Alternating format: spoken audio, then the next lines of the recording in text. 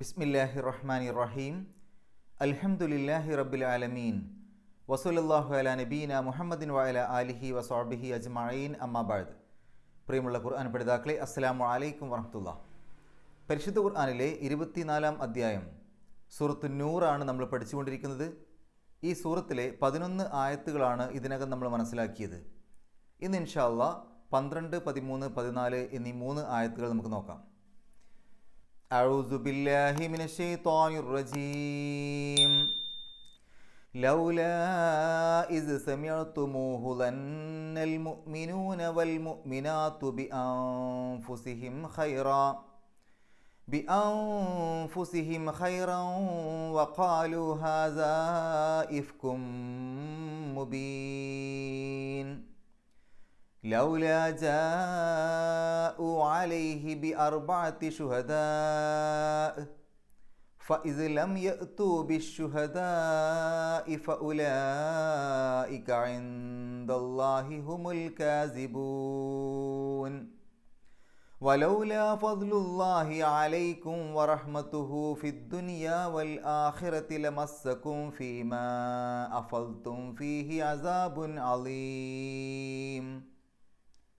കഴിഞ്ഞ ദിവസം നമ്മൾ മനസ്സിലാക്കി, ആ ഒരു അപവാദ പ്രചരണവും കൊണ്ടുവന്നവർ നിങ്ങളുടെ കൂട്ടത്തിൽ തന്നെ ഉള്ള ആളുകളാണ് എന്ന് അള്ളാഹു പറഞ്ഞ കാര്യം. മാത്രവുമല്ല, ആ ഒരു പ്രചരണം നടത്തിയ ആളുകൾക്ക് വലിയ ശിക്ഷയുണ്ട്. അതിന് നേതൃത്വം കൊടുത്ത ആളുകൾക്ക് വളരെ വമ്പിച്ച ശിക്ഷയുമുണ്ട്. ശേഷം അള്ളാഹു പറയുന്നു, ലൗല ഇസ് സമിഅ്തുമൂഹു. ലൗ എന്ന് പറഞ്ഞാൽ ആണെങ്കിൽ, എങ്കിൽ. ലാ എന്ന് പറഞ്ഞാൽ ഇല്ല.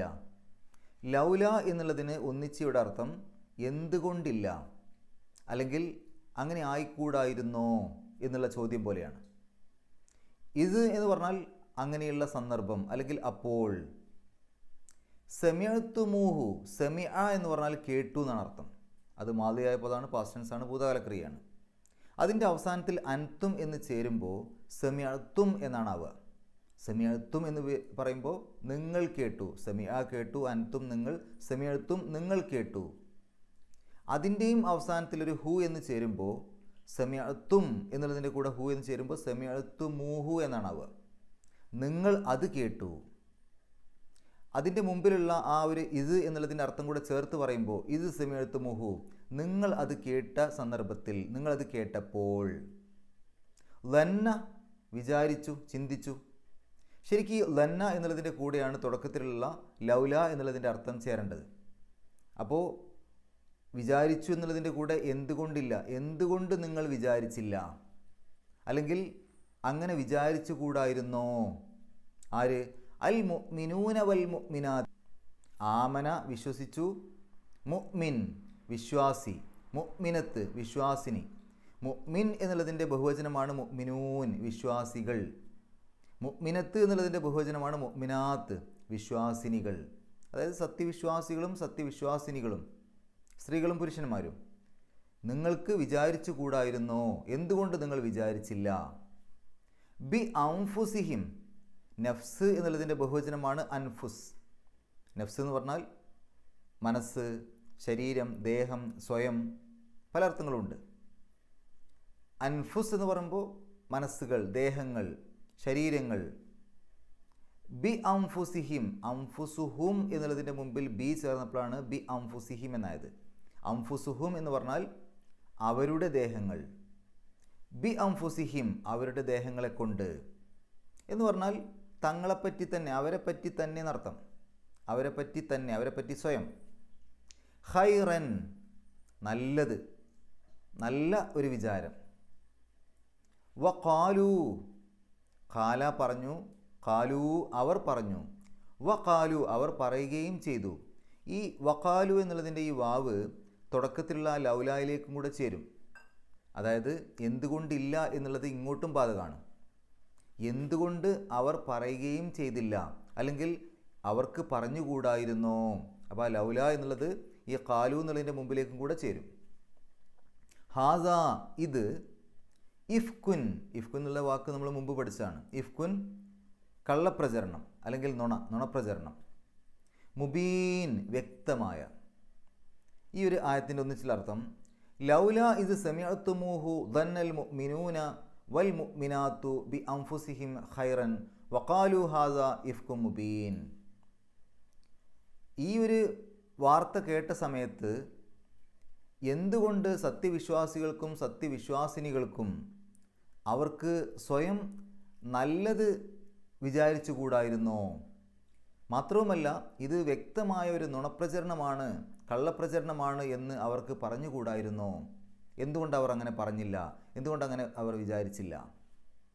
അടുത്ത ആയത്ത് ലൗല ജാഉ അലൈഹി, ലൗല എന്തുകൊണ്ടില്ല, അല്ലെങ്കിൽ അങ്ങനെ ചെയ്തുകൂടായിരുന്നോ? ജാഉ ജാ വന്നു, ജാഉ അവർ വന്നു, അലൈഹി അതിൻ്റെ മേൽ അല്ലെങ്കിൽ അതിന്, ബി അർബഅത്തി ഈ ജാ എന്ന് പറഞ്ഞാൽ വന്നു എന്നാണ്. ജായുടെ കൂടെ ബി എന്ന് വരുമ്പോൾ കൊണ്ടുവന്നു എന്നുള്ള അർത്ഥം കിട്ടും. ജാ ബി, ഇവിടെ ബി അർബഅത്തി എന്നുള്ളതിൻ്റെ തുടക്കത്തിലുള്ള ബി അത് ശരിക്കും ജായിലേക്ക് ചേർത്തിട്ടാണ് അർത്ഥം പറയേണ്ടത്. അപ്പോൾ ജാ അവർ വന്നു, അലൈഹി അതിന്, ബി അർബഅത്തി അർബഅത്ത് 4, അപ്പോൾ ജാ ബി എന്നാകുമ്പോൾ കൊണ്ടുവന്നു. ലൗല ജാ അലൈഹി ബി അർബഅത്തി ഷുഹദാ, ഷുഹദാ ഷഹീദ് എന്ന് പറഞ്ഞാൽ സാക്ഷി, ഷുഹദാ സാക്ഷികൾ. അപ്പോൾ എന്തുകൊണ്ട് 4 സാക്ഷികളെ കൊണ്ടുവന്നില്ല? എന്തുകൊണ്ട് 4 സാക്ഷികൾ വന്നില്ല എന്നല്ല, കൊണ്ടുവന്നില്ല. കാരണം ബി എന്നുള്ളത് അവിടെ വന്നിട്ടുണ്ട്. അപ്പോൾ വന്നു എന്നുള്ളതിൻ്റെ കൂടെ കൊണ്ടുവന്നു എന്നാക്കിയിട്ട് പറയണം അർത്ഥം.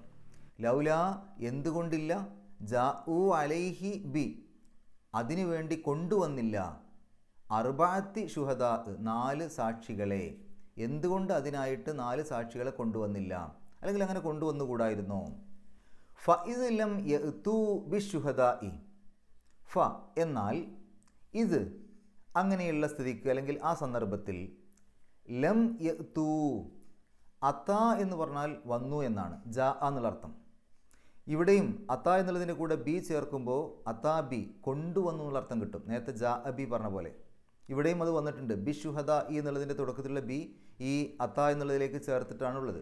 അപ്പോൾ അത്താ ബി കൊണ്ടുവന്നു, അതിൻ്റെ മുതാരിയാണ് യഅ്തി ബി കൊണ്ടുവരും, കൊണ്ടുവരുന്നു. അതിൻ്റെ ബഹുവചന രൂപം യഅ്തൂന ബി, യഅ്തൂന എന്ന് പറയുമ്പം അവർ കൊണ്ടുവരും, അവർ കൊണ്ടുവരുന്നു. ഈ യഅ്തൂന എന്നുള്ളതിന് മുമ്പിൽ ലം ചേർക്കുമ്പോൾ ലം യഅ്തു എന്നായിട്ട് മാറും, അതിൻ്റെ ആ നൂന് പോവും. അപ്പോൾ ലം യഅ്തു ബി കൊണ്ടുവന്നില്ല. ഫഇദ് ലം യഅ്തു ബി എന്നാൽ അവർ കൊണ്ടുവരാത്ത സ്ഥിതിക്ക്, അവർ കൊണ്ടുവരാത്ത സന്ദർഭത്തിൽ, ആരെ? ബി ഷുഹദാഇ, ഷുഹദാ ഷഹീദ് എന്നുള്ളതിൻ്റെ ബഹുവചനം, ഷുഹദാ സാക്ഷികളെ. ഫ അപ്പോൾ ഉലായിക്ക അക്കൂട്ടർ, ഇൻദല്ലാഹി എന്താ അടുത്ത്, ഇൻദല്ലാഹി അള്ളാഹുവിൻ്റെ അടുക്കൽ, അള്ളാഹുവിൻ്റെ അടുത്ത്, ഹുമുൽ കാസിബൂൻ ഹും അവർ തന്നെയാകുന്നു, അൽ കാസിബൂൻ കസബ എന്ന് പറഞ്ഞാൽ കളവ് പറഞ്ഞു, കാസിബ് കളവ് പറയുന്നവൻ, കാസിബൂൻ കളവ് പറയുന്നവർ, ഹുമുൽ കാസിബൂൻ അവർ തന്നെയാകുന്നു കളവ് പറയുന്നവർ. ഈ ആയത്തിൻ്റെ ഒന്നിച്ചുള്ള അർത്ഥം ലൗല ജാഉ അലൈഹി ബി അർബഅത്തി ഷുഹദാ അവർക്ക് 4 സാക്ഷികളെ കൊണ്ടുവന്നുകൂടായിരുന്നോ? ഫഇദ് ലം യഅ്തു ബി ഷുഹദാഇ ഫഉലൈക ഇൻദല്ലാഹി ഹുമുൽ കാസിബൂൻ അങ്ങനെ അവർ സാക്ഷികളെ കൊണ്ടുവരാത്ത സ്ഥിതിക്ക് അള്ളാഹുവിൻ്റെ അടുക്കൽ അവർ തന്നെയാകുന്നു കളവ് പറയുന്നവർ. അടുത്ത ആയത്ത് വലൗല ഫദ്ലുല്ലാഹി അലൈക്കും വറഹ്മത്തുഹു, ഈ ഒരു ഭാഗം നമ്മൾ മുമ്പ് പഠിച്ചതാണ്. വലൗല ഇല്ലായിരുന്നുവെങ്കിൽ, ലൗ എങ്കിൽ, വാവ് ഇസ്തിനാഫിയുടെ വാവാണ്, പ്രത്യേകിച്ച് അർത്ഥം കൊടുക്കേണ്ടതില്ല. ലൗ ലാ ഇല്ലായിരുന്നുവെങ്കിൽ, ലൗ എങ്കിൽ, ലാ ഇല്ല, ലൗല ഇല്ലായിരുന്നുവെങ്കിൽ. തൊട്ട് മുമ്പ് നമ്മൾ ലൗല എന്നുള്ളതിന് എന്തുകൊണ്ടില്ല എന്നുള്ള അർത്ഥം കൊടുത്തു. ഇവിടെ നമുക്ക് ഇല്ലായിരുന്നുവെങ്കിൽ എന്നുള്ള അർത്ഥം കൊടുക്കാം. ഫദ്ലുല്ലാഹി അള്ളാഹുവിൻ്റെ അനുഗ്രഹം, ഫദ്ല് അനുഗ്രഹം, ശ്രേഷ്ഠത, ഫദ്ലുല്ലാഹി അള്ളാഹുവിൻ്റെ അനുഗ്രഹം, അള്ളാഹുവിൻ്റെ ശ്രേഷ്ഠത, ദയ, കൃപ, അലൈക്കും നിങ്ങളുടെ മേൽ, വ റഹ്മത്തുഹു വാവ് അത്തഫിൻ്റെ വാവാണ്, അതുമാത്രമല്ല ഇനി പറയുന്നതും എന്നർത്ഥത്തിൽ. റഹ്മത്ത് കാരുണ്യം, റഹ്മത്തുഹു അവൻ്റെ കാരുണ്യം, വ റഹ്മത്തുഹു അവൻ്റെ കാരുണ്യവും. അപ്പോൾ അള്ളാഹുവിൻ്റെ അനുഗ്രഹവും അവൻ്റെ കാരുണ്യവും നിങ്ങളുടെ മേൽ ഇല്ലായിരുന്നുവെങ്കിൽ, ഫിദ് ദുനിയ ഇഹലോകത്ത്. ഫി എന്ന് പറഞ്ഞാൽ ഇൽ, ദുനിയ എന്ന് പറഞ്ഞാൽ ഈ ലോകം. ശരിക്ക് ധന എന്ന് പറഞ്ഞാൽ അടുത്തു എന്നാണ്, അതാണ് ദുനിയ എന്നുണ്ടാവുന്നത്.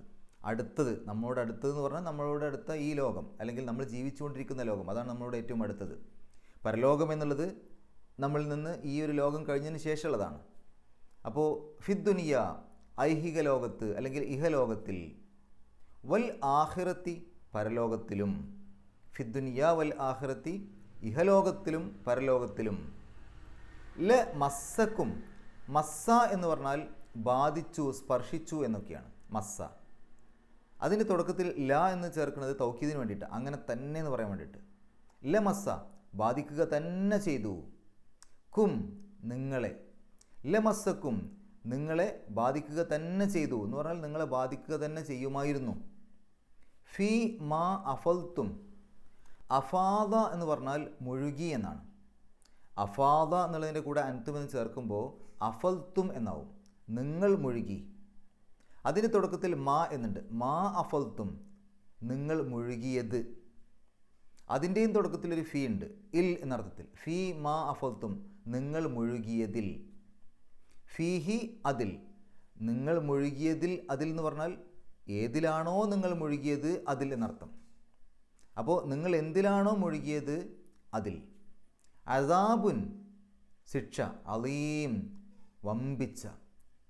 ഒന്നിച്ചായത്തിൻ്റെ അർത്ഥം പറയുമ്പോൾ വലൗല ഫദ്ലുല്ലാഹി അലൈക്കും വറഹ്മത്തുഹു ഫിദ്ദുനിയ വൽ ആഖിറത്തി, ഇഹലോകത്തിലും പരലോകത്തിലും നിങ്ങളുടെ മേൽ അള്ളാഹുവിൻ്റെ കാരുണ്യവും അവൻ്റെ അനുഗ്രഹവും ഇല്ലായിരുന്നുവെങ്കിൽ ല മസ്സക്കും ഫീമ അഫൽത്തും ഫീഹി അദാബുൻ അലീം, നിങ്ങളാ മുഴുകിയ കാര്യത്തിൽ നിങ്ങളുടെ മേൽ വമ്പിച്ച ശിക്ഷ നിങ്ങളെ ബാധിക്കുമായിരുന്നു. ഇനി നമുക്ക് ഈ 3 ആയത്തുകളുടെ വിശദീകരണത്തിലേക്ക് പോകാം. ഇവിടെ അള്ളാഹു പറയുന്നത് ആദ്യ ആയത്തിൽ, അതായത് 12ാമത്തെ ആയത്തിലൂടെ അള്ളാഹു പറയുന്നത്, നിങ്ങൾ അങ്ങനെ ഒരു അപവാദ പ്രചരണം കേട്ട സമയത്ത് എന്തുകൊണ്ട് നിങ്ങൾ ചിന്തിച്ചില്ല? നിങ്ങൾക്ക് ഇങ്ങനെ ചിന്തിച്ചുകൂടായിരുന്നോ? അവരെക്കുറിച്ച് നല്ലത് ചിന്തിച്ചുകൂടായിരുന്നോ? അവിടെയും അള്ളാഹു ഉപയോഗിച്ച പദപ്രയോഗം നോക്കൂ. നിങ്ങൾക്ക് നിങ്ങളെപ്പറ്റി തന്നെ, നിങ്ങൾക്ക് സ്വയം നിങ്ങളെക്കുറിച്ച് നല്ലത് ചിന്തിച്ചുകൂടായിരുന്നോ? എന്താ അങ്ങനെ പറയാൻ കാരണം? നിങ്ങളെപ്പറ്റി എന്നുള്ളത് കാരണം ആ ഒരു അപവാദ പ്രചരണത്തിൽ ഉൾപ്പെട്ടവർ ആരാണെങ്കിലും അത് സത്യവിശ്വാസികളുടെ കൂട്ടത്തിൽപ്പെട്ടവരാണ്. അപ്പോൾ അവരെല്ലാവരും, നിങ്ങളെല്ലാവരും ഒന്നാണ്. അത് സഫ്വാൻ റളിയല്ലാഹു അൻഹുവും അതേപോലെ ആയിഷ ബീവി റളിയല്ലാഹു അൻഹയും ആണെങ്കിൽ പോലും അവരൊക്കെ നിങ്ങളുടെ സത്യവിശ്വാസികളുടെ ആ കൂട്ടത്തിൽപ്പെട്ടവരാണ്. അതുകൊണ്ട് നിങ്ങളെല്ലാവരും ഒന്നാണ്. അതുകൊണ്ട് നിങ്ങൾക്ക് നിങ്ങളെക്കുറിച്ച് സ്വയം നിങ്ങൾ നല്ലവരാണ് എന്ന രൂപത്തിൽ ചിന്തിച്ചുകൂടായിരുന്നോ? നന്മ നിങ്ങൾക്ക് നിങ്ങളെക്കുറിച്ച് ചിന്തിച്ചുകൂടായിരുന്നോ എന്നാണ്. മാത്രമല്ല അള്ളാഹു പറയാം, നിങ്ങൾക്ക് പറയുകയും ചെയ്തുകൂടായിരുന്നോ? അതൊക്കെ കള്ളപ്രചരണമാണ്, വ്യക്തമായ നുണപ്രചരണമാണ് അത് എന്ന് നിങ്ങൾക്ക് പറഞ്ഞുകൂടായിരുന്നോ എന്നാണ് അള്ളാഹു ആ ഒരു 12ാമത്തെ ആയത്തിലൂടെ ചോദിക്കുന്നത്. അപ്പോൾ സത്യവിശ്വാസികളെക്കുറിച്ച് അത്തരം ഒരു ആരോപണം വന്ന സമയത്ത് അത് ഞങ്ങളുടെ പ്രശ്നമാണ് എന്ന് ചിന്തിക്കണം. അത് അവരെ പറ്റിയുള്ള ആരോപണം എന്നല്ല, എന്നെ പറ്റിയുള്ള പ്രശ്നമാണ് എന്നാണ് ഓരോ വ്യക്തിയും ചിന്തിക്കേണ്ടത്. എന്നെക്കുറിച്ചാണത് പറഞ്ഞത്, അല്ലെങ്കിൽ ഞാനും അതിൻ്റെ ഒരു ഭാഗമാണ്, ഞങ്ങൾ അങ്ങനെ ചെയ്യുന്നവരല്ല എന്ന രൂപത്തിൽ നിങ്ങൾ ചിന്തിക്കണം എന്നുള്ളതാണ് അതിലൂടെ സൂചിപ്പിക്കുന്നത്. മാത്രവുമല്ല, ആലോചിച്ച് നോക്കിക്കഴിഞ്ഞാൽ ഇവിടെ എന്താണ് സംഭവിക്കുന്നത്? ആ ഒരു പട നയിക്കുന്ന ആ ഒരു സേനാധിപൻ മുഹമ്മദ് നബി സല്ലല്ലാഹു അലൈഹി വസല്ലമയാണ്. സേനാധിപൻ്റെ ഭാര്യയെക്കുറിച്ചാണ് ഈ ഒരു അപവാദ പ്രചരണം. അത് ആ ഒരു സൈന്യാധിപൻ ആ നാട് വിട്ട് പോയതിനു ശേഷം ഭാര്യയെക്കുറിച്ച് നാട്ടിൽ എന്തൊക്കെയോ അപവാദ പ്രചരണം നടക്കുന്ന ആ രൂപത്തിലല്ല. ആ സൈന്യാധിപൻ്റെ കൂടെ തന്നെയുണ്ട് ഭാര്യ. അപ്പോൾ ഒരു സൈന്യാധിപൻ്റെ കൂടെയുള്ള ഭാര്യയെക്കുറിച്ചാണ് ഈ അപവാദ പ്രചരണം നടത്തുന്നത്. മാത്രമല്ല, എന്നിട്ട് സഫ്വാൻ റളിയല്ലാഹു അൻഹുവും ആയിഷ ബീവി റളിയല്ലാഹു അൻഹയും പട്ടാപകൽ സമയത്താണ് അങ്ങോട്ട് രണ്ടുപേരും ഒരുമിച്ച് വരുന്നത്. ഇതൊക്കെ ചിന്തിച്ചു കഴിഞ്ഞാൽ തന്നെ മനസ്സിലാവൂലേ, അങ്ങനെ ഒരു തെറ്റ് ചെയ്യുന്ന ആളുകളാണെങ്കിൽ ആ രൂപത്തിലൊക്കെ ആണോ ഉണ്ടാവുക? അതായത് കൂടെ തന്നെ തൻ്റെ ഭർത്താവുണ്ട്, സൈന്യാധിപനുണ്ട്. അതേപോലെ എന്നിട്ട് അതൊക്കെ പകൽ സമയത്ത് അവർ മറ്റുള്ള ആളുകളുടെ ഇടയിലേക്ക് നടന്നും വരിക. അങ്ങനെ തെറ്റ് ചെയ്യുന്ന ആളുകളാണെങ്കിൽ അങ്ങനെയാണോ ചെയ്യുക? അത് ചിന്തിച്ചുകൂടെ ആളുകൾക്ക്? മാത്രമല്ല, ആരെക്കുറിച്ചാണ് ഈ ആരോപണം? അതിൽ ഉൾപ്പെട്ടവർ ആരാണ്? ഒന്ന് ഉമ്മഹാത്തുൽ മുഅ്മിനീനാണ്, സത്യവിശ്വാസികളുടെ മാതാവ്, നമ്മുടെ ഉമ്മ. രണ്ടാമത്തത് ബദർ യുദ്ധത്തിൽ പങ്കെടുത്ത ബദരീങ്ങളിൽപ്പെട്ട ആളാണ് സഫ്വാൻ റളിയല്ലാഹു അൻഹു. അപ്പോൾ ഇത്രയും നല്ലവരായ ആളുകളെക്കുറിച്ച്, നമ്മളെക്കാളൊക്കെ എത്രയോ ഏറ്റവും നല്ലവരായ ആ ആളുകളെക്കുറിച്ചാണ് ഈ ആരോപണം. അപ്പോൾ അതുകൊണ്ടൊക്കെ തന്നെയും ഏതൊരാൾക്കും പറഞ്ഞുകൂടെ ഒരിക്കലും അത് സംഭവ്യമല്ല, അത് ശുദ്ധമായ കളവാണ് എന്ന് വ്യക്തമാക്കി നിങ്ങൾക്ക് പറഞ്ഞുകൂടായിരുന്നോ എന്നാണ് അള്ളാഹു ചോദിക്കുന്നത്. അടുത്ത ആയത്തിൽ അള്ളാഹു പറയാണ്, അങ്ങനെ പറയുന്ന ആരോപണം ഉന്നയിക്കുന്ന ആളുകൾ എന്തുകൊണ്ട് 4 സാക്ഷികളെ കൊണ്ടുവന്നില്ല? 4 സാക്ഷികളെ കൊണ്ടുവരണമല്ലോ. അങ്ങനെ ആരോപണം ഉന്നയിക്കണമെന്നുണ്ടെങ്കിൽ 4 സാക്ഷികളെ കൊണ്ടുവരണം. എന്തുകൊണ്ട് 4 സാക്ഷികളെ കൊണ്ടുവന്നില്ല? ഇവിടെ ഒരു കാര്യം മനസ്സിലാക്കാനുള്ളത്, ഖുർആൻ വ്യാഖ്യാതാക്കൾ പൊതുവെ അഭിപ്രായപ്പെടുന്ന കാര്യം, രണ്ട് അഭിപ്രായങ്ങളാണുള്ളത്. ഒന്ന്, ഈ സൂറത്തിൽ തന്നെ പറഞ്ഞിട്ടുണ്ട് 4 സാക്ഷികളെ കൊണ്ടുവരണം ഒരു വ്യഭിചാര ആരോപണം നടത്തണമെന്നുണ്ടെങ്കിൽ. ഒരു വ്യഭിചാര ആരോപണം കോടതിയിലേക്ക് കേസ് കൊടുക്കണമെന്നുണ്ടെങ്കിൽ 4 സാക്ഷികൾ എന്തായാലും ഉണ്ടായിരിക്കണം. ഇല്ല എങ്കിൽ ഈ ആരോപണം ഉന്നയിക്കുന്ന ആൾക്കാണ് ശിക്ഷ. അത് ഈ സൂറത്തിലാണ് ആ രൂപത്തിൽ വന്നിട്ടുള്ളത്. അപ്പോൾ ആ ആയത്ത്, ഇങ്ങനെ 4 സാക്ഷികളെ വേണം എന്നുള്ള ആ ഒരു ആയത്ത് ഈ പറഞ്ഞ ഈ സംഭവത്തിൻ്റെ മുമ്പാണ് അവതരിച്ചത് എന്നതാണ് ഏറ്റവും പ്രബലമായ അഭിപ്രായം. അതുകൊണ്ട് തന്നെ ആ ഒരു കാര്യം അവിടെ നിലനിൽക്കുന്നുണ്ട്. 4 സാക്ഷികളെ വേണമെന്നുള്ള അറിവ് എല്ലാവർക്കും അറിയാം. ഇനി മറ്റൊരു അഭിപ്രായം, സൂറത്ത് നിസായിലെ 15-ാമത്തെ ആയത്ത്, അതെന്തായാലും ഈ സൂറത്തിൻ്റെ നേരത്തെ ഇറങ്ങിയതാണല്ലോ. അപ്പോൾ അതിൽ പറയുന്നുണ്ട് 4 സാക്ഷികളെ വേണം വ്യഭിചാര ആരോപണം നടത്തണമെന്നുണ്ടെങ്കിൽ. പക്ഷെ അവിടെ ശിക്ഷ പറയുന്നില്ല. അങ്ങനെ 4 സാക്ഷികളില്ലാതെ വ്യഭിചാര ആരോപണം നടത്തിയ ആൾക്ക് എന്താണ് ശിക്ഷ എന്ന് അവിടെ പറയുന്നില്ല. അത് ഈ സൂറത്തിലാണ് പറയണത്. പക്ഷെ 4 സാക്ഷികളെ വേണമെന്ന് അവിടെ പറയുന്നുണ്ട്. അപ്പോൾ ഈ 2 കാര്യം എടുത്ത് നോക്കുകയാണെങ്കിലും, ഈ സൂറത്തിലെ തന്നെ തൊട്ട് മുമ്പ് വന്ന ആ ആയത്തെടുത്ത് നോക്കുകയാണെങ്കിൽ എന്തായാലും ശിക്ഷ വരെ കിട്ടുമെന്നുള്ള കാര്യം ഉറപ്പാണ്. എന്നാൽ സൂറത്ത് നിസായിലെ ആ കാര്യം എടുത്ത് നോക്കുകയാണെങ്കിൽ, 15-ാമത്തെ ആയത്തെടുത്ത് നോക്കുകയാണെങ്കിൽ, ഇങ്ങനെ ഒരു ആരോപണം ഉന്നയിക്കണമെന്നുണ്ടെങ്കിൽ 4 സാക്ഷികളെ വേണം എന്നുള്ളത് അവർക്കറിയാം. അപ്പോൾ എന്തായാലും ആ 4 സാക്ഷികളെ വേണമെന്ന് അറിഞ്ഞുകൊണ്ട് എന്തുകൊണ്ട് നിങ്ങൾ 4 സാക്ഷികളെ കൊണ്ടുവന്നില്ല? അത് കൊണ്ടുവരണമായിരുന്നല്ലോ. ഇതാണ് 13-ാമത്തെ ആയത്തിലൂടെ അള്ളാഹു പറയുന്നത്. ഈ ഒരു 4 സാക്ഷികളെ വേണമെന്നുള്ള കാര്യം അവർക്ക് മുൻകൂട്ടി അറിയാമെന്നുള്ളത് ഈ ആയത്തിൽ നിന്ന് തന്നെ വ്യക്തമാണ്. അല്ലെങ്കിൽ എന്തുകൊണ്ട് അവർ 4 സാക്ഷികളെ കൊണ്ടുവന്നില്ല എന്നുള്ള ചോദ്യം ചോദിക്കുമ്പോൾ അവർ തിരിച്ച് അതിന് ചോദ്യം ചോദിക്കുമല്ലോ, അതെന്താണ് നബി സല്ലല്ലാഹു അലൈഹി വസല്ലമയുടെ ഭാര്യയെക്കുറിച്ചൊരു ആരോപണം വന്നപ്പോൾ ഒരു പുതിയ നിയമം, ഒരു 4 സാക്ഷികളൊക്കെ വേണമെന്നുള്ളത്, അത് ഇതിനു മുമ്പ് കേട്ടുകേൾവില്ലാത്തതാണല്ലോ എന്ന രൂപത്തിൽ അവർ പ്രതികരിക്കണമല്ലോ. പക്ഷെ അതില്ല. അതിൻ്റെ അർത്ഥം അവർക്കറിയാം ഇങ്ങനെ 4 സാക്ഷികളെ കൊണ്ടുവരൽ നിർബന്ധമാണെന്നുള്ള കാര്യം അവർക്കറിയാമായിരുന്നു എന്നാണ് അതിൽ നിന്ന് മനസ്സിലാവുന്നത്. അതുപോലെ ഈ ഒരു സംഭവത്തിൽ നബി സല്ലല്ലാഹു അലൈഹി വസല്ലമ ആരെയും ശിക്ഷിച്ചിട്ടില്ല എന്നുള്ള അഭിപ്രായമുണ്ട്. എന്നാൽ മുസ്ലിങ്ങളായിട്ടുള്ള 2-3 പേരെ ശിക്ഷിച്ചു എന്നുള്ള അഭിപ്രായമുണ്ട്. 2 അഭിപ്രായങ്ങളും നിലനിൽക്കുന്നുണ്ട്. ഉമർ ഇബ്നുൽ ഖത്താബ് റളിയല്ലാഹു അൻഹുവിൻ്റെ കാലത്ത് ഒരു സംഭവം നടന്നു. ഒരു വ്യഭിചാര ആരോപണം നടന്നു. ആ വ്യഭിചാര ആരോപണത്തിന് 4 സാക്ഷികളുണ്ട്. അങ്ങനെ ഉമർ റളിയല്ലാഹു അൻഹുവിൻ്റെ കോടതിയിലേക്ക് വിഷയമെത്തി. 4 സാക്ഷികളുണ്ട്, 4 പേരും പറഞ്ഞു അവർ കണ്ടിട്ടുണ്ട് എന്ന് പറഞ്ഞു. അപ്പോൾ ആ ഒരു പ്രതിസ്ഥാനത്തുണ്ടായിരുന്ന ആളെ കൊണ്ടുവന്നു, സ്വഹാബിനെ കൊണ്ടുവന്നു. അദ്ദേഹത്തോട് ചോദിച്ചു. അപ്പോൾ അദ്ദേഹം പറഞ്ഞു, അവർ കണ്ടു എന്നുള്ളത് ശരിയായിരിക്കും, അങ്ങനെ നടന്നത്. പക്ഷേ അത് എൻ്റെ കൂടെ ഉണ്ടായിരുന്നത് എൻ്റെ ഭാര്യയാണ് എന്ന് പറഞ്ഞു. അതോടുകൂടി ആ ആരോപണം ഉന്നയിച്ച 4 പേർക്കും ഉമർ റളിയല്ലാഹു അൻഹു ശിക്ഷ വിധിക്കുകയാണ് ചെയ്തത്. കാരണം ആരാണത് എന്ന് തിരിച്ചറിയാതെ എന്തിന് അങ്ങനെ ഒരു ആരോപണം ഉന്നയിച്ചു? അത് കണ്ടാൽ മാത്രം പോരാ, അവിഹിതമാണ്, അത് വ്യഭിചാരമാണ് എന്ന് ഉറപ്പില്ലാതെ എന്തിന് നിങ്ങൾ ആ ഒരു പ്രശ്നം ഉന്നയിക്കാൻ പോയി? അപ്പോൾ വളരെ വലിയ കർശനമായ നിയമമാണ് ഈ ഒരു വിഷയത്തിൽ ഇസ്ലാമിലുള്ളത്. ഒരാൾ കണ്ടു കഴിഞ്ഞാൽ അയാൾ മിണ്ടാതിരിക്കണം. അയാൾ ആ വ്യക്തികളോട്, തെറ്റ് ചെയ്ത വ്യക്തികളോട് പറഞ്ഞു കൊടുക്കുക, ആ തരത്തിൽ അത് തെറ്റാണ്, അത് ചെയ്യാൻ പാടില്ല എന്നുള്ള കാര്യം അത് അവരോട് പറഞ്ഞു കൊടുക്കുക എന്നല്ലാതെ പുറം ലോകത്തോട് പറയാൻ പാടില്ല. 3 സാക്ഷികൾ വരെ ആണെങ്കിൽ പോലും അങ്ങനെയാണ്, പറയാൻ പാടില്ല. 4 സാക്ഷികളൊക്കെ നേരിട്ട് കാണുന്ന രൂപത്തിൽ, അതും നേരിട്ട് ഒരേ വാഹനത്തിൽ സഞ്ചരിക്കുന്നതോ ഒരേ റൂമിൽ പോയി വാതിലടച്ചിരിക്കുന്നതോ അല്ലെങ്കിൽ ഒരേ സ്ഥലത്തിരിക്കുന്നതോ ഒന്നും കണ്ടാൽ പോരാ. വ്യക്തമായിട്ട് ആ വ്യഭിചരിക്കുന്ന രംഗം അത് യഥാർത്ഥ രൂപത്തിൽ തന്നെ കാണണം. അങ്ങനെ 4 പേര് കാണുകയെ ആരെങ്കിലും അങ്ങനെ ചെയ്യുകയാണെങ്കിൽ അവർക്ക് പിന്നെ ആ ശിക്ഷ കൊടുക്കുക വേണ്ടേ? അപ്പം അതുകൊണ്ട് അത്ര കൃത്യമാണ് ഇസ്ലാമിലെ കാര്യങ്ങൾ. ഇങ്ങനെ ഒരു തെറ്റാരെങ്കിലും ചെയ്താൽ അത് അള്ളാഹുവിനറിയാം, അവർ തെറ്റ് ചെയ്തോ ചെയ്തിട്ടില്ലേ എന്നൊക്കെ അള്ളാഹ്ക്കറിയാം. അള്ളാഹു അതിനുള്ള ശിക്ഷ നൽകിക്കോട്ടെ, നമ്മളതിന് ശിക്ഷ നൽകാൻ പോകണ്ടെന്നർത്ഥം. എന്നാൽ ആ സമൂഹത്തിനെ ബാധിക്കുന്ന രൂപത്തിൽ പരസ്യമായി ഇത്തരം കാര്യങ്ങൾ പ്രചരിപ്പിക്കുകയാണെങ്കിൽ, അല്ലെങ്കിൽ ഇത്തരം കാര്യങ്ങളിലേക്ക് പോവുകയാണെങ്കിൽ, ആ നാടിൻ്റെ ഒരു നല്ല ജീവിതത്തെ അത് ബാധിക്കുന്ന അവസ്ഥയിലേക്ക് പോവുകയാണെങ്കിൽ, അപ്പോൾ മാതൃകാപരമായ ശിക്ഷ വേണം എന്നർത്ഥം. ഇതാണ് ഇസ്ലാമിലെ ഏറ്റവും സുന്ദരമായ അവസ്ഥ. അതല്ലാതെ എല്ലാ തെറ്റുകൾക്കും കയറി ശിക്ഷ വിധിക്കുകയല്ല. ഒന്നോ രണ്ടോ മൂന്നോ ആൾ കണ്ടാൽ പോലും അതൊക്കെ അള്ളാഹുവിന് വിട്ടുകൊടുക്കുക. ആ ശിക്ഷയ്ക്ക്, അവർ ചെയ്ത കാര്യത്തിനുള്ള ശിക്ഷ അള്ളാഹു നൽകിക്കോട്ടെ എന്നുള്ള രൂപത്തിലേക്ക് അത് വിട്ടുകൊടുക്കുക. അത് അള്ളാഹുവിൻ്റെ നിയമമാണ്. അള്ളാഹുവാണ് അത് ആ രൂപത്തിൽ 3 വരെ. എന്തുകൊണ്ട് 3 എന്നാക്കി ചോദിച്ചാൽ അള്ളാഹുവാണ് അത് തീരുമാനിച്ചത്. 3 വരെ ആളുകളാണെങ്കിൽ അത് നിങ്ങൾ അതിന് തീരുമാനമെടുക്കണ്ട, അത് നിങ്ങൾ പുറത്ത് പറയണ്ട, അത് നിങ്ങൾ മറച്ചു വെക്കുക. ആ ആളുകളോട് പറഞ്ഞു കൊടുക്കാം. അത് തെറ്റാണ് എന്നുള്ള കാര്യവും അങ്ങനെ ചെയ്യാൻ പാടില്ല എന്നുള്ള കാര്യവും ആ ആളുകളോട് പറഞ്ഞു കൊടുക്കാം.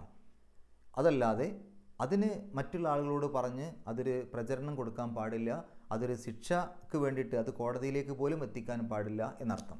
ഇനി 14-ാമത്തെ ആയത്തിൽ അള്ളാഹു പറയാണ്, അള്ളാഹുവിൻ്റെ അനുഗ്രഹവും കാരുണ്യവും ഇല്ലായിരുന്നുവെങ്കിൽ, അതും ഇഹലോകത്തും പരലോകത്തും ഇല്ലായിരുന്നുവെങ്കിൽ എന്തായിരിക്കും അവസ്ഥ.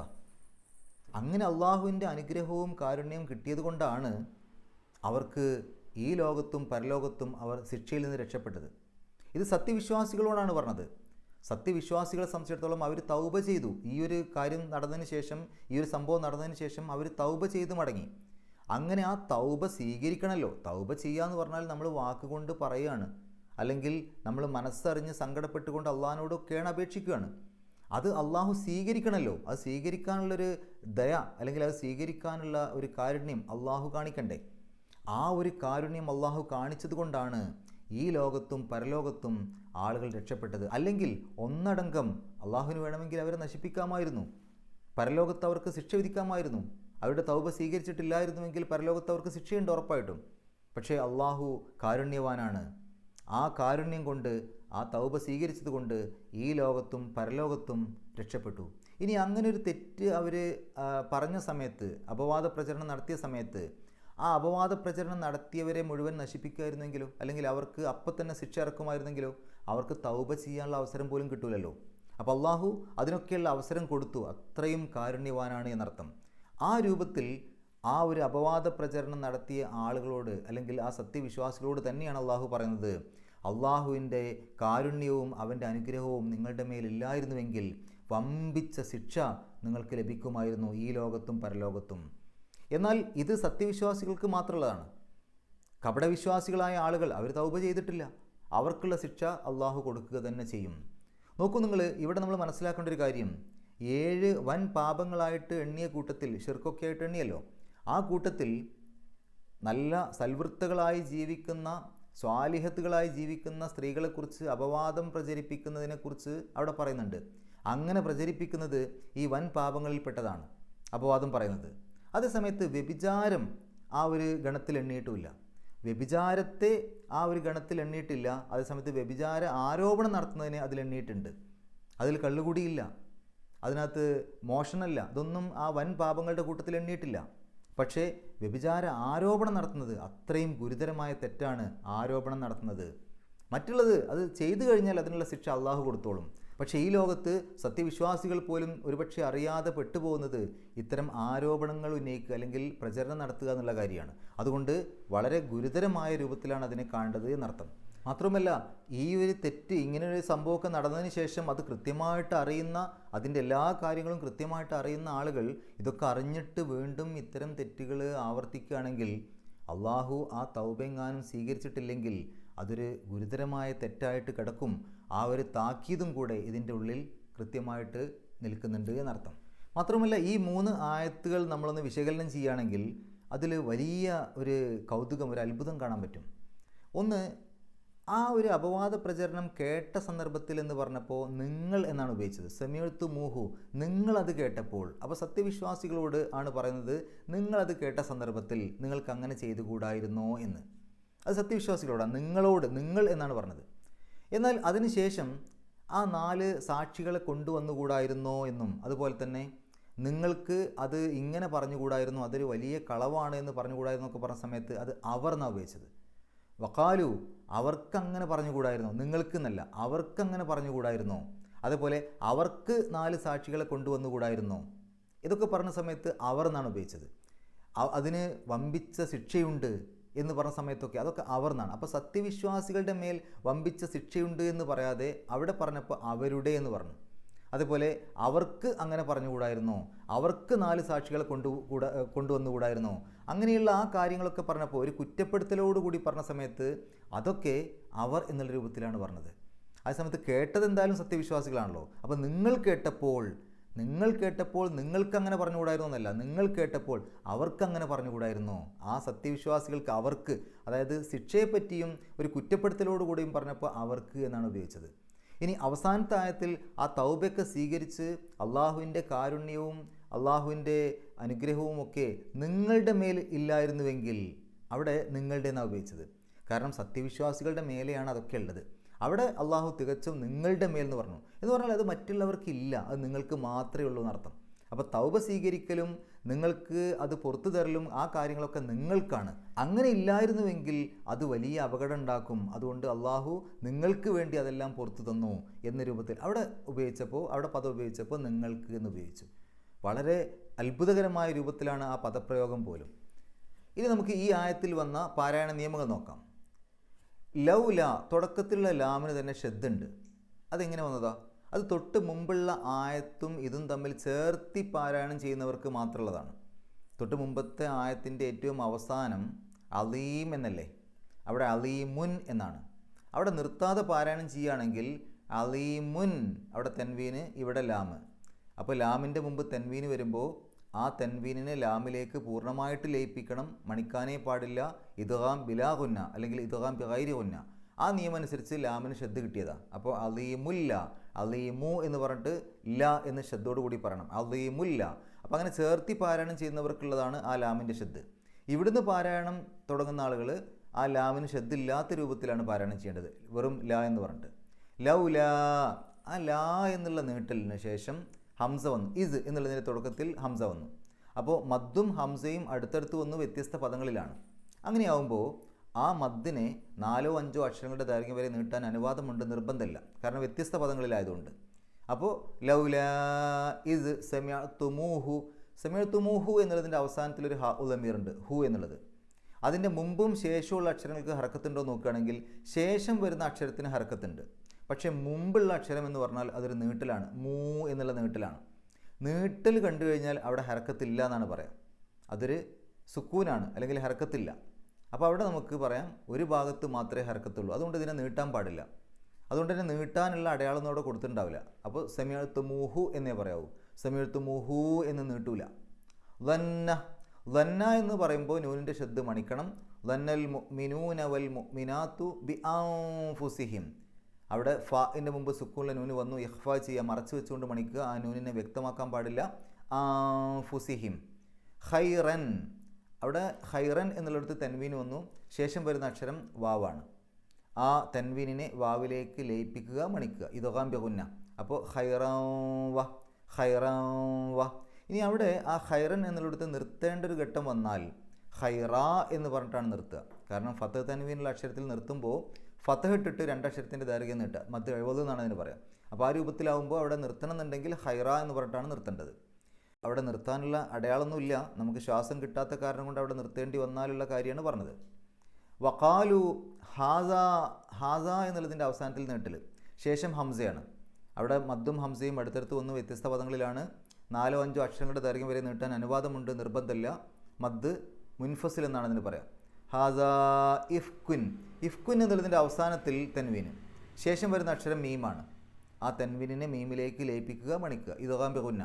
അപ്പോൾ ഇഫ്കുമ്മു, ആ മീമിന് ഷദ്ദ് കൊടുക്കുന്ന പോലെ ഉണ്ടാവും. ഇഫ്കു എന്ന് പറഞ്ഞിട്ട് മീമിന് ഷദ്ദ് കൊടുക്കുന്ന പോലെ, ഷദ്ദ് കൊടുക്കുമ്പോൾ മണിച്ചിട്ട് പറയണമല്ലോ. അപ്പോൾ ഇഫ്കും മുബീൻ എന്നുള്ളതിൻ്റെ അവസാനത്തിലെ അക്ഷരത്തിന് ആ നൂനിന് സുക്കൂനിട്ട് നിർത്തുക. തൊട്ട് മുമ്പുള്ള നീട്ടിൽ 6 അക്ഷരങ്ങളുടെ ദൈർഘ്യം വരെ നീട്ടാൻ അനുവാദമുള്ള മദ് ആരിലായിട്ട് മാറും. അടുത്ത ആയത്തിൽ ലൗല, അവിടെയും ലാമിന് ഷദ്ദ് കൊടുത്തു. എന്തുകൊണ്ടാണ്? തൊട്ട് മുമ്പത്തെ ആയത്തിൽ മുബീനുൻ എന്ന് പറഞ്ഞിട്ടാണ് അവസാനിപ്പിച്ചത്. ആ ആയത്ത് അവിടെ നിർത്താതെ ഈ ആയത്തിലേക്ക് ചേർത്തി ഓതുകയാണെങ്കിൽ അപ്പോൾ അവിടെ മുബീനു എന്ന് പറഞ്ഞിട്ട് ലാമിന് ഷദ്ദ് കൊടുക്കുകയാണ് ചെയ്യുക.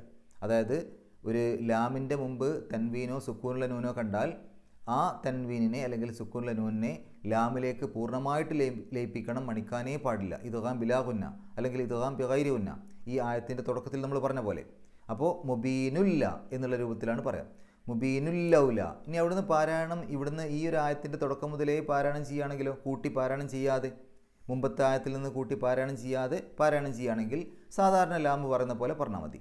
ലൗല ജാഉ, അവിടെ മദ്ദും ഹംസയും അടുത്തടുത്ത് വന്നത് ഒരേ പദത്തിൻ്റെ ഉള്ളിലാണ്. അപ്പോൾ മദ്ദും ഹംസയും അടുത്തടുത്താണെന്ന് മാത്രമല്ല ഒരേ പദത്തിൻ്റെ ഉള്ളിലാണ്. അങ്ങനെയാവുമ്പോൾ 4 or 5 അക്ഷരങ്ങളുടെ ദൈർഘ്യം വരെ നീട്ടൽ നിർബന്ധമാണ്. മദ് മുത്തസിൽ എന്നാണ് അതിന് പറയാം. ജാഉ അലൈഹി ബി അർബഅത്തി ശുഹദാ, അവിടെയും ശ്രദ്ധിക്കണം, അവിടെയും മദ്ദും ഹംസയും അടുത്തടുത്ത് വന്ന് ഒരേ പദത്തിലാണ്. ശുഹദാ എന്നുള്ള ഒറ്റപ്പദമാണ്, അതിൻ്റെ ഉള്ളിലാണ് മദ്ദും ഹംസയും അടുത്തടുത്ത് വന്നത്. അതുകൊണ്ട് അവിടെ 4 or 5 അക്ഷരങ്ങളുടെ ദൈർഘ്യം വരെ നീട്ടൽ നിർബന്ധമാണ്. ശുഹദാ. ഇനി അവിടെ ഒരു ജീമ് കാണാം, അത് പാരായണം നിർത്താം, നിർത്താതെയും ഓതാം, രണ്ടിനും ഒരേ പ്രാധാന്യം. നിർത്തുകയാണെങ്കിൽ ആ ശുഹദാ എന്നുള്ളതിൻ്റെ അവസാനത്തിലുള്ള ആ ഹംസയ്ക്ക് സുക്കൂൻ ഇട്ടിട്ട് നിർത്തണം. അപ്പോൾ ശുഹദാ എന്ന് പറഞ്ഞിട്ട് നിർത്തുക. അങ്ങനെ നിർത്തുമ്പോൾ ആ ദാലിൻ്റെ നീട്ടൽ, ശുഹദാ എന്നുള്ള നീട്ടൽ 6 അക്ഷരങ്ങളുടെ ദൈർഘ്യം വരെ നീട്ടാൻ അനുവാദമുള്ള മദ് ആരിതായിട്ട് മാറും. കാരണം അതിന് ശേഷമുള്ള അക്ഷരത്തിൽ നമ്മൾ പാരായണം നിർത്തുകയാണ്. ഇനി അങ്ങനെയല്ലാതെ അവിടെ നിർത്താതെ കൂട്ടി ഓതുകയാണെങ്കിൽ, അങ്ങനെയാണെങ്കിൽ ആ ശുഹദാ എന്നുള്ളത് 4 or 5 അക്ഷരങ്ങളുടെ ദൈർഘ്യം വരെ നീട്ടാൻ പാടുള്ളൂ. അതുവരെ നീട്ടണം, നിർബന്ധമാണ്, അത്രേ പാടുള്ളൂ. അപ്പോൾ ശുഹദാ ഫഇദ് യഅ്തു ബിശുഹദാഇ, വീണ്ടും അവിടെ മദ് മുത്തസിൽ വന്നു, 4 or 5 അക്ഷരങ്ങളുടെ ദൈർഘ്യം വരെ നീട്ടൽ നിർബന്ധം. ഫഉലായിക, അവിടെയും മദ് മുത്തസിൽ, കാരണം ഉലായിക്ക എന്നുള്ളതിൻ്റെ ഉള്ളിൽ ഒരു ഒറ്റ പദത്തിൻ്റെ ഉള്ളിലാണ് മദ്ദും ഹംസയും അടുത്തടുത്ത് വന്നത്. ലാ ഇ എന്നുള്ള ആ ഒരു ഭാഗത്ത്. ഇൻദല്ലാഹി, ദാലിൻ്റെ മുമ്പ് സുക്കൂനിലെ നൂന് വന്നു, ഇഖ്ഫ ചെയ്യുക, മറച്ചു വെച്ചുകൊണ്ട് മണിക്കുക. അപ്പോൾ ഇന്ദ, നൂനിനെ വ്യക്തമാക്കി പറയില്ല, വെളിവാക്കി പറയില്ല. ഇൻദല്ലാഹി ഹുമുൽ കാസിബൂൻ, അവിടെ ശരിക്കും ഹും എന്നാണ്. എന്തുകൊണ്ട് ഹുമു എന്നായി? കാരണം ഹും എന്ന് പറയുമ്പോൾ അവസാനത്തെ മീമിന് സുക്കൂനാണ്. അൽ കാസിബൂൻ എന്നുള്ള പദത്തിൻ്റെ തുടക്കത്തിൽ ഉച്ചരിക്കുന്ന അക്ഷരത്തിന് സുക്കൂനാണ്. ഉച്ചരിക്കാത്തൊരു ഹംസത്ത് വസിലുണ്ട്, അത് പരിഗണിക്കൂല. ലാമിന് സുക്കൂനാണ്. അപ്പോൾ അവിടെ ഹും എന്നുള്ളതിൻ്റെ അവസാനത്തിൽ സുക്കൂന്, അൽ കാസിബൂൻ എന്നുള്ളതിൻ്റെ തുടക്കത്തിലുള്ള ഉച്ചരിക്കുന്ന അക്ഷരത്തിന് സുക്കൂന്. അടുത്തടുത്ത് 2 സുക്കൂനുകൾ വന്നു. ഇൽത്തിഖാ ഉ സാക്കിനീൻ എന്നുള്ള നിയമപ്രകാരം അവിടെ 2 സുക്കൂനുകൾ അടുത്തടുത്ത് വരാൻ പാടില്ല. വന്നു കഴിഞ്ഞാൽ ആദ്യത്തെ സുക്കൂനിനെ മാറ്റണം. അങ്ങനെയാണ് ഹും എന്നുള്ളതിനെ മാറ്റി ഹുമു എന്നാക്കിയത്. ഈ ഹും, അതേപോലെ കും, അങ്ങനെയൊക്കെ വന്നു കഴിഞ്ഞാൽ അതിനൊക്കെ ഹുമു, കുമു എന്നാണ് മാറ്റുക. അതാണ് ഹുമുൽ കാസിബൂൻ എന്ന് എഴുതാൻ കാരണം. കാസിബൂൻ എന്നുള്ളതിൻ്റെ അവസാനത്തെ നൂന് സുക്കൂനിട്ട് നിർത്തുക. തൊട്ട് മുമ്പുള്ള നീട്ടലിനെ 6 അക്ഷരങ്ങളുടെ ദൈർഘ്യം വരെ നീട്ടാൻ അനുവാദമുള്ള മദ്ദുകാരിൽ. അടുത്ത ആയത്ത് വലൗല ഫദ്ലുല്ലാഹി അലൈക്കും വറഹ്മത്തുഹു, അവിടെ റഹ്മത്തുഹു എന്നുള്ളതിൻ്റെ അവസാനത്തിൽ ഒരു ഹ ഉലമീർ ഉണ്ട്. അതിൻ്റെ മുമ്പും ശേഷവുമുള്ള അക്ഷരങ്ങൾക്ക് ഹർക്കത്തുണ്ട്. അതുകൊണ്ട് ആ ഹ ഉലമീറിനെ 2 അക്ഷരത്തിൻ്റെ ദൈർഘ്യം നീട്ടണം. അതിനെ സൂചിപ്പിക്കാൻ ഒരു ചെറിയ വാവ് അവിടെ ഇട്ടുകൊടുത്തിട്ടുണ്ടാവും. അപ്പോൾ വറഹ്മത്തുഹു. ഫിദ്ദുനിയ, അവിടെ ശ്രദ്ധിക്കണം, ഫിദ്ദുനിയ എന്നുള്ളിടത്ത് യാഇൻ്റെ മുമ്പ് സുക്കൂനുള്ള നൂന് വന്നു. സാധാരണ നമ്മൾ പറയാറുണ്ട് യാഇൻ്റെ മുമ്പ് സുക്കൂനുള്ള നൂന് വന്നാൽ ആ നൂനിനെ യായിലേക്ക് ലയിപ്പിക്കണം, മണിക്കണം, ഇദ്ഗാം ബിഗുന്ന എന്ന് പറയാറുണ്ട്. പക്ഷേ ഒരേ പദത്തിൻ്റെ ഉള്ളിലാണ് യാഇൻ്റെ മുമ്പ് സുക്കൂനുള്ള നൂന് വന്നതെങ്കിൽ അതിനെ അങ്ങനെ ചെയ്യാൻ പാടില്ല, അതിനെ വെളിവാക്കിയിട്ടാണ് പറയേണ്ടത്. അങ്ങനെ വെളിവാക്കിയിട്ട് പറയണം എന്നുള്ളത് നമുക്കവിടെ എഴുത്ത് കണ്ടാൽ തന്നെ മനസ്സിലാവും. ആ നൂനിന് ആ പുള്ളിക്ക് പുറമേ ഒരു സുക്കൂനിൻ്റെ അടയാളം കൊടുത്തിട്ടുണ്ടാവും. സാധാരണഗതിയിൽ ഇൽഹാറല്ലാത്ത മറ്റൊരു സന്ദർഭത്തിലും സുക്കൂനുള്ള ആ ഒരു നൂനിന് ആ പുള്ളിക്ക് പുറമേ സുക്കൂനിൻ്റെ അടയാളം കാണിക്കൂല. അപ്പോൾ ഇവിടെ അത് കാണിച്ചതുകൊണ്ട് തന്നെ മനസ്സിലാക്കാം ഇൽഹാറാണ്. അപ്പോൾ ഇങ്ങനെയുള്ള ദുനിയ എന്നുള്ള ഇത്തരം പദങ്ങളൊക്കെ വരുമ്പോൾ അവിടെ വെളിവാക്കിയിട്ടാണ് പറയേണ്ടത്. ഫിദ്ദുനിയ, എൻ എന്നുള്ള ശബ്ദം പുറത്തേക്ക് കേൾക്കണം. ഫിദ്ദുനിയ വൽ ആഖിറത്തി ലമസ്സക്കും ഫീമാ അഫൽത്തും, അവിടെ മാ എന്നുള്ള മദ്ദുണ്ട്, ശേഷം ഹംസയാണ്. വ്യത്യസ്ത പദങ്ങളിലാണ്. മാ എന്നുള്ളൊരു പദം, അഫൽത്തും എന്നുള്ള വേറെ പദം. അപ്പോൾ വ്യത്യസ്ത പദങ്ങളിലായിട്ട് അടുത്തടുത്ത് മദ്ദും ഹംസയും വന്നു. മദ് മുൻഫസിൽ 4 or 5 അക്ഷരങ്ങളുടെ ദൈർഘ്യം വരെ നീട്ടാൻ അനുവാദമുണ്ട്, നിർബന്ധമല്ല. അപ്പോൾ ഫീമാ അഫൽത്തും ഫീഹി അസാബുൻ അലീം. അസാബുൻ എന്നുള്ളതിൻ്റെ അവസാനത്തിൽ തൻവീനാണ്, ശേഷം വരുന്ന അക്ഷരം ഐനാണ്. ഐനിൻ്റെ മുമ്പ് തൻവീന് വന്നാൽ ഇൽഹാറാണ് നിയമം, വെളിവാക്കണം. അപ്പോൾ അസാബുൻ, ഉൻ എന്നുള്ള ശബ്ദം പുറത്തേക്ക് കേൾക്കണം. അസാബുൻ അലീം, അവസാനത്തെ മീമിന് സുക്കൂനിട്ട് നിർത്തുക. തൊട്ട് മുമ്പുള്ള നീട്ടൽ 6 അക്ഷരങ്ങളുടെ ദൈർഘ്യം വരെ നീട്ടാൻ അനുവാദമുള്ള മദ്ദുകാരിത്. നമുക്ക് ഈ 3 ആയത്തുകളൊന്ന് പാരായണം ചെയ്യാം, ശേഷം ഗ്രാമർ പറയാം.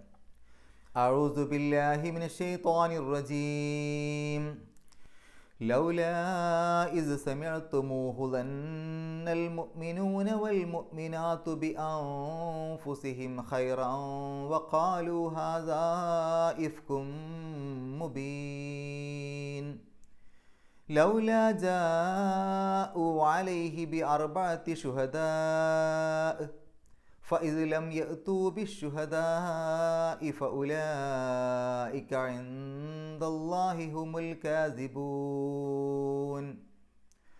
ولولا فضل الله عليكم ورحمته في الدنيا والآخرة لمسكم فيما أفضتم فيه عذاب عظيم. ഇനി നമുക്ക് ഈ 3 ആയത്തുകളിലെ ഗ്രാമർ നോക്കാം. ലൗല ഇത് സമിഅ്തുമൂഹു ലന്നൽ മുഅ്മിനൂന, ലന്ന വിചാരിച്ചു, ചിന്തിച്ചു. ആരാണ് വിചാരിച്ചത്? അൽ മുഅ്മിനൂന വൽ മുഅ്മിനാത്തു. അപ്പോൾ അൽ മുഅ്മിനൂന എന്നുള്ളത് സബ്ജക്റ്റാണ്, അല്ലെങ്കിൽ ഫായിലാണ്, അല്ലെങ്കിൽ കർത്താവ് ആണ്. ആ സബ്ജക്റ്റിലേക്ക്, ആ ഫായിലിലേക്ക് ചേർത്തുകൊണ്ട് മറ്റൊരു ഫായിലും കൂടെ ഉണ്ട്, വൽ മുഅ്മിനാത്തു. ആ വാവിട്ട് എഴുതിയതുകൊണ്ട് അത് അതിലേക്ക് ചേർത്തതാണ്. അപ്പോൾ അതിനെ മഅത്തൂഫ് എന്ന് പറയും. രണ്ടും ഫായിൽ തന്നെയാണ്.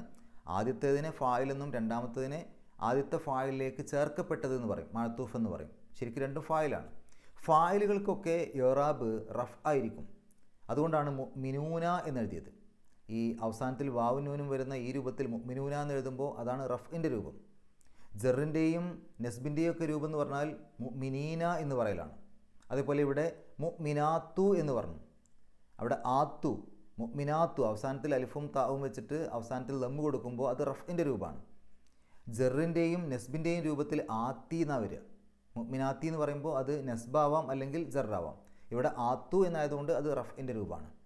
ബി അംഫുസിഹിം, ശരിക്ക് അംഫുസു എന്നുള്ളതിനെ അംഫുസി എന്നാക്കാൻ കാരണം ബി വന്നതുകൊണ്ടാണ്. ബി ഹർഫ് ജറാണ്. ബിക്ക് ശേഷം വരുന്ന ഇസ്മുകൾക്ക് ജറ് കിട്ടും. അതുകൊണ്ടാണ് അംഫുസി എന്നായത്. ഇനി ഖൈറൻ, അവിടെ നമ്മൾ പറഞ്ഞു ലന്നൽ മുഅ്മിനൂന വൽ മുഅ്മിനാത്ത്, സത്യവിശ്വാസികളും സത്യവിശ്വാസിനികളും വിചാരിച്ചു. എന്ത് വിചാരിച്ചു? ഖൈറൻ, നല്ലത്. അപ്പോൾ അത് മഫൂലും ബിഹിയാണ്, ഖൈർ എന്നുള്ളത്. അതുകൊണ്ടാണ് അതിന് നെസ്ബ് കൊടുത്തത്. നെസ്ബിൻ്റെ അടയാളമായിക്കൊണ്ട് ഫതഹ് തൻവീൻ അവിടെ ഇട്ട് കൊടുത്തിട്ടുണ്ട്. വഖാലു ഹാദാ ഇഫ്കും മുബീൻ, അവിടെ ഇഫ്കുൻ എന്നുള്ളതിനെ വിശേഷിപ്പിക്കുന്ന പദമാണ് മുബീൻ. അതുകൊണ്ട് രണ്ടിനും ഒരേ രൂപഘടന കിട്ടിയിട്ടുണ്ടാവും. സിഫത്താണ്. ഇഫ്കുൻ മുബീനുൻ രണ്ടും ഒരേ രൂപത്തിലാണ് എഴുതിയിട്ടുള്ളത്. അടുത്ത ആയത്തിൽ ലൗല ജാഉ അലൈഹി ബി അർബഅത്തി, ബി എന്നുള്ളത് ഹർഫ് ജറാണ്. അതിനുശേഷം വരുന്ന ഇസ്മുകൾക്ക് ജറ് കിട്ടണം. അതുകൊണ്ടാണ് അർബഅത്തി എന്ന് എഴുതിയത്. ഷുഹദാ ഫഇദ് ലം യഅ്തു, അവിടെ ശരിക്കും യഅ്തൂന എന്നാണ്.